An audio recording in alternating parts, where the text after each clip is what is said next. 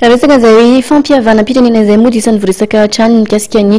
fodian'Andriamatoa marika Ravalomanana miankina amin'ny fitondram-panjakana ny fodian'Andriamatoa Ravalomanana marika filoham-pirenena teo aloha eto Madagasikara raha ny fanazavana izay nentin'Andriamatoa Rakotonirina Manandafy lehibe ny antoko MFM nisy koa ny finiavan'Andriamatoa marika Ravalomanana ody ary efa navoaziny ny passeport ny fasony 6 andeha hoarantsika ny fanazavana ity farany mahakasika an'izay ambony micro ny Lova Ramanantsoa sary ny question Rakotondramanga kosa.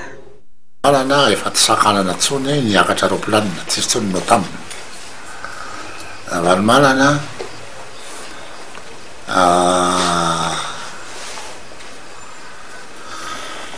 passeport ministre des Affaires étrangères manao sony azy.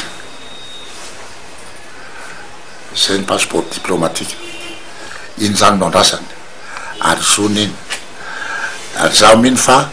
efa voaresaky izy sy ataony ary mampianina tamin'ny Johannesburg zany tafian'izy roa lahy hoe tsy asinanao tamin'ny matsony dia tsy fanenjika ka ny antony tsy mampody azy dia mbola tsy hanam-pelatana ny passeport zany hoe miankina amin'ny mpitondra fanjakana zany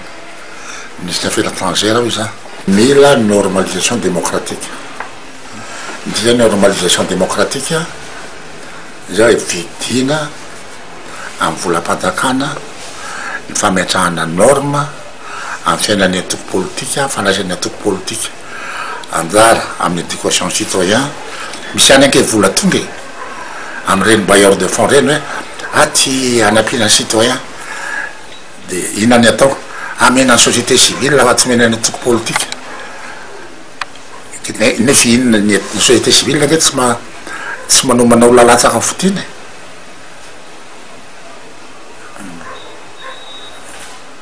zay zany tokony atao ary any amin'ny fivirina international alena ihany a za zao tamin'ny nivorotany Abidjan tamin'ny herintaona teo tamin'ny octobre dia zay nanisan'ny ady hevitra amin'ny teny national libéral hoe aty Afrika dia ho raisin'ny fanjakana tanana ny famatsim-bola ny atoko politika anao demokrasia sy ny fanaovana fifidianana